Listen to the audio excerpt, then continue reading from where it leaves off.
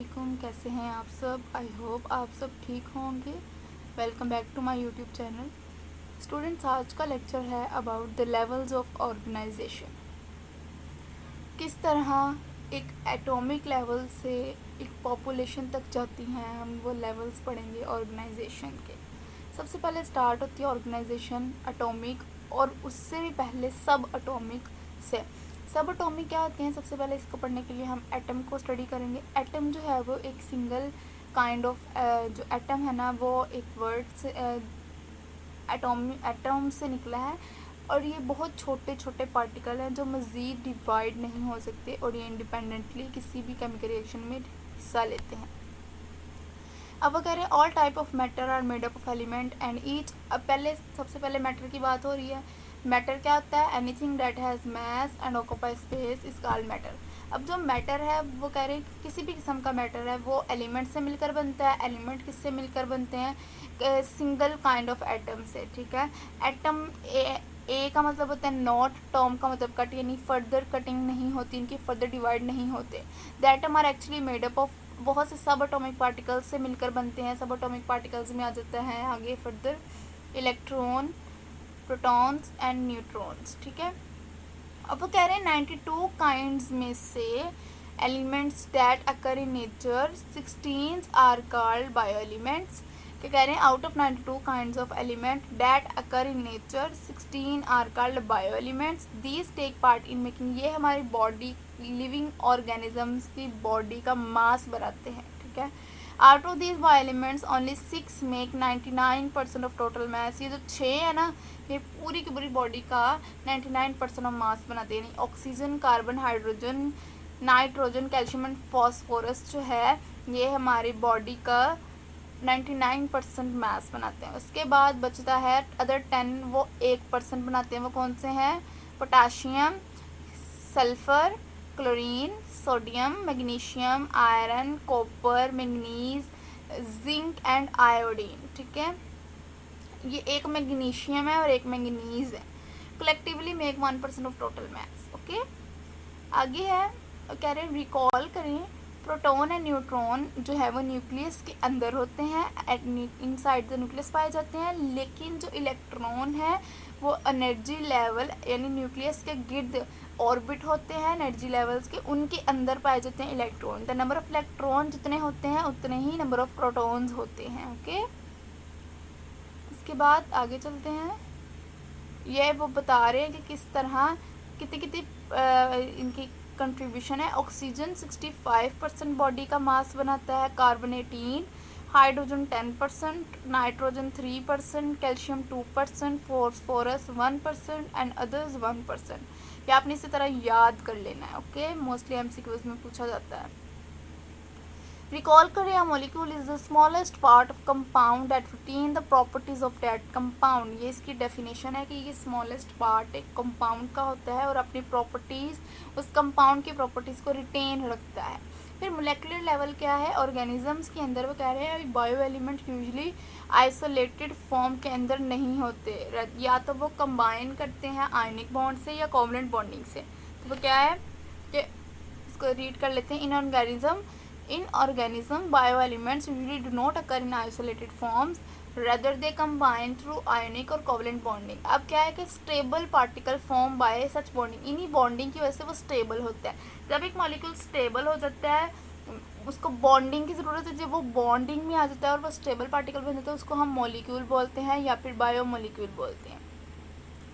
अब वो कह रहे हैं an organism is form by nervous. यहाँ से आपने सिर्फ और सिर्फ इसकी डेफिनेशन करनी है। आगे आकर आपने यहाँ से बायो मोलिक्यूल से करना है। Bio molecule are classified as micro molecules और माक्रो मोलिक्यूल्स। जो माइक्रो मोलिक्यूल्स है, माइक्रो का मतलब स्मॉल, ऐसे मोलिक्यूल जिनका मोलेकुलर वेट लो होता है वो माइक्रो होते हैं। For example glucose, water and etc। Macro का मतलब होता है हायर या लार्ज, तो इसका मतलब होता है जिनका हायर मोलेकुलर वेट होता है, यानी स्टार्च, प्रोटीन एंड लिपिड्स। ये इसकी एग्जांपल है।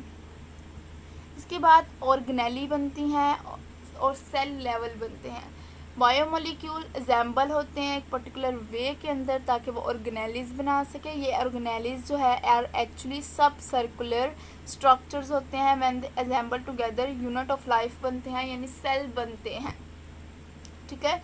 सेल जो है ना, जब ऑर्गेनेलिज मिलती हैं सेल के अंदर ऑर्गेनेलिज होती हैं, सेल के न्यूक्लियस के गिर्द, ठीक है, मेम्ब्रेन के अंदर वो ऑर्गेनेलिज मिलकर एक सेल बनाती हैं। वो हमारी सेल जो है वो यूनिट ऑफ लाइफ है। सेल की डेफिनेशन है कि सेल यूनिट ऑफ लाइफ है।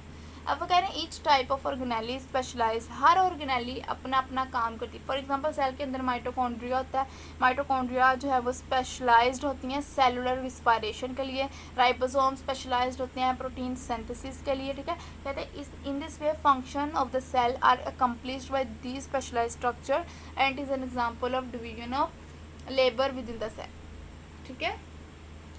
फिर इसके बाद है कि in the case of prokaryote and most protist the entire organism consist of single cell, के अगर तो हम ये मल्टी सेलर की बात करें ना कि हम एनिमल्स मल्टी सेलर हैं, तो अब कह रहे हैं कि अगर प्रोकैरियोट या दूसरे प्रोटिस्ट जो है उनकी बात की जाए, उनके अंदर सिर्फ एक सिंगल सेल होता है। अब वो कह रहे हैं कि in the case of fungi all animal and all plant हम जो है वो ट्रिलियंस ऑफ सेल से मिलकर बनते हैं, ठीक है। अब टिश्यू लेवल की बात करें, अब ये सारे सेल मिलकर टिश्यू बनाते हैं, ठीक है। सिमिलर सेल जो कि सिमिलर फंक्शन परफॉर्म करते हैं वो ग्रुप्स में ऑर्गेनाइज हो जाते हैं और मिलकर टिश्यू बनाते हैं। अब कह रहे हैं in multicellular organisms similar cell performing similar function are organised into groups called tissue. We can define as the tissue is a group of similar cell या specialised for performance of a common function, यानी ये common function perform करते हैं। For example हम अगर कह लें कि सेलुलर रिस्पायरेशन के दौरान अगर हम कहें एपिडर्मल टिश्यू है या ग्राउंड टिश्यू है, ये प्लांट्स के टिश्यू है, ठीक है। एनिमल के टिश्यू की बात करें तो नर्वस टिश्यू दिमाग के टिश्यू, मस्कुलर टिश्यू मसल्स के टिश्यू, यानी हर एक टिश्यू का सेपरेट काम है। अब कह रहे हैं each cell in a tissue carry its own life process, उनका अपना लाइफ प्रोसेस है। फॉर एग्जांपल कह रहे हैं सेलुलर रिस्पायरेशन में जो है वो protein synthesis, but it also carry some special process related to function of that tissue. बस इतना ही बताया गया है, ओके। यहाँ से आपने डेफिनेशन और 2 एग्जाम्पल कर लेनी है। उसके बाद organ and organ system level, अब ये टिश्यू मिलते हैं हायर मल्टीसेलुलर ऑर्गेनिज्म में more than 1 type of tissue मिलते हैं जिनका रिलेटेड फंक्शन होता है, वो ऑर्गेनाइज करते हैं एक दूसरे को एक साथ और एक यूनिट बनाते हैं जिनको ऑर्गन बोला जाता है। फॉर एग्जांपल हार्ट के टिश्यू थे, हार्ट के टिश्यू ने मिलकर अपने आप को कंबाइन किया, उनका फंक्शन सिमिलर था तो उन्होंने क्या किया, अपने आप को कंबाइन किया, एक यूनिट बनाया, हार्ट बना दिया। अब अगर different tissue of an organ perform their function and these function collectively become a functions of that organ, के पहले वो अपना हर टिश्यू अपना अपना काम करता है और कंबाइन अगर बात करें तो वो एक ऑर्गन का काम करते हैं, ठीक है। For example stomach is an specialised organ specialised for digestion, के स्टमक एक ऑर्गन है जो डाइजेशन के लिए स्पेशलाइज्ड है, प्रोटीन की और स्टोर करता है ये फूड को। अब कह रहे हैं 2 major type of tissue present होते हैं इन दिस स्ट्रक्चर में, वो कौन सा है, एपिथेलियल टिश्यू ग्लैंडुलर टिश्यू होते हैं जो कि गैस्ट्रिक जूस रिलीज करती है डाइजेशन के लिए, और मस्कुलर टिश्यू होती हैं जो कि कंट्रैक्शन कराती हैं स्टमक वॉल्स की for grinding of food and moving food to posterior end, so that tissue perform their function which collectively become the function of stomach.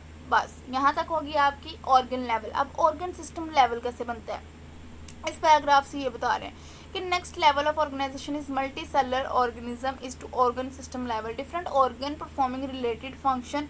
अब देखें एक ऑर्गन का दूसरे और जिन ऑर्गन के एक दूसरे के साथ फंक्शन रिलेट करता है वो सारे मिलकर एक सिस्टम बनाते हैं। फॉर एग्जांपल अगर मैं कहूँ माउथ का कनेक्शन ओरल कैविटी का कनेक्शन हमारे ईसोफेगस के साथ, ईसोफेगस का स्टमक के साथ, स्टमक का स्मॉल इंटेस्टाइन के साथ, स्मॉल इंटेस्टाइन का लार्ज इंटेस्टाइन के साथ, लार्ज इंटेस्टाइन का रेक्टम के साथ, ये मेरा एक सिस्टम बन गया डाइजेस्टिव सिस्टम। अगर मैं कहूँ कि मेरा नाक यानी नाक की कैविटी से लेकर मेरा उसके बाद ट्रैकिया, फिर मेरे लंग्स आ गए, फिर उसके बाद ये सारा सिस्टम मैं अगर कहूँ कि ये तो रिस्पायरेटरी सिस्टम है तो ये सारा इसमें आता है, ओके। फिर इसके बाद आ जाएं इंडिविजुअल लेवल में हम कहते हैं कि different organ and organ system जो है वो ऑर्गेनाइज होते हैं together to form an individual, एक ऑर्गेनिज्म बना देते हैं। ऑर्गेनिज्म के जो फंक्शन है, प्रोसेस है, एक्टिविटी ऑफ वेरियस ऑर्गन और ऑर्गन सिस्टम जो है वो कोऑर्डिनेट करते हैं। फॉर एग्जांपल अगर करें when a man is engage in continuous and hard exercise, जब वो हार्ड एक्सरसाइज कर रहा होता है, नॉट ओनली सिर्फ उसके मसल वर्क नहीं कर रहे होते, उसकी हर चीज़ यानी रिस्पायरेशनल रेट इंक्रीज होता है, हार्ट बीट इंक्रीज होती है, जिससे एक्सेलरेटेड ये रिस्पायरेशन का रेट बढ़ा देते हैं। हार्ट बीट जो है वो ज़्यादा से ज़्यादा ऑक्सीजन प्रोवाइड करती है food to muscle which need continuous work. फिर यही इंडिविजुअल मिलकर पॉपुलेशन बनाते हैं। ठीक है, नेक्स्ट लेक्चर में पढ़ेंगे, तब तक के लिए अल्लाह हाफिज़।